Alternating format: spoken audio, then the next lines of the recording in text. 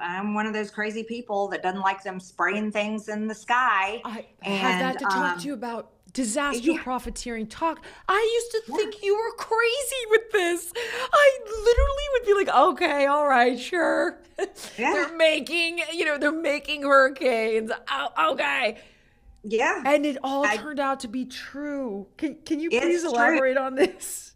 Yeah, it's insane and it's true. Yes, they can absolutely create weather. It's a real thing. Cloud seeding is real. It's actually very common practice. It happens all over the United States. It's not just our government, state governments, but also private entities, even ski resorts pay for cloud seeding because they make more money when there's plenty of snow on their slopes. And so they'll hire companies to do cloud seeding so they can hopefully get more snowfall.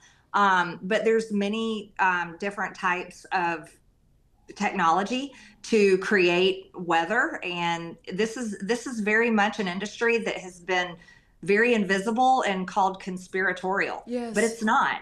It is honestly not. And our government, you can research it. I introduced a bill called the Clear Skies Act.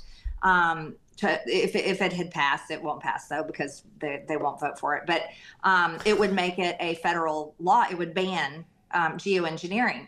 The one that is most concerning, more so than maybe creating too much rain that could create floods, or there was actually they created or added to the amount of rainfall. And I forget what year it was, but Savannah, Georgia, got hit. I mean, this is documented. This isn't a conspiracy theory, but it's actually documented.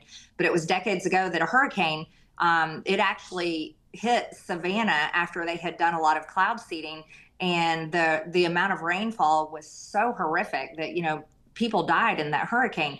And so it is documented that it can get out of control. Happened over in the Middle East.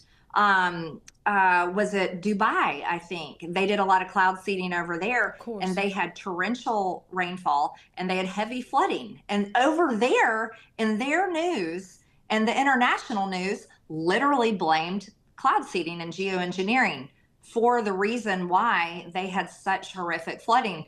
But in America, they're like, "Oh, you're crazy." Um, but here's the one that I think this is extremely over the top, and Bill Gates is very involved in it. And they want to block out the sun. They are spraying stuff in the Sophos. sky to Sophos. block out the sun's rays. I believe the sun is healthy. I want sun. I think it gives us vitamin D. It provides nutrients to our soil. It helps our food grow. I mean, I'm just a big believer, and I think the sun is great. I don't want skin cancer, but the sun is great.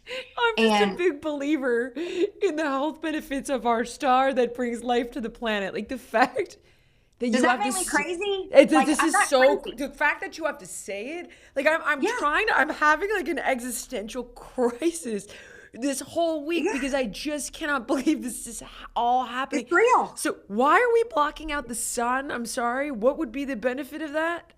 Because Bill Gates has made a fortune on the climate agenda, and Ah, it's ah. more of that type of. They create these industries and they get extremely rich. I mean, look at Al Gore. Al Gore comes out with this whole freaking climate agenda thing, and look at how rich he got over the decades of all of this. And here's Right. so Bill Gates is this is his climate agenda, and a way for him to make money. And they are actually, believe it or not, they are actually already doing it.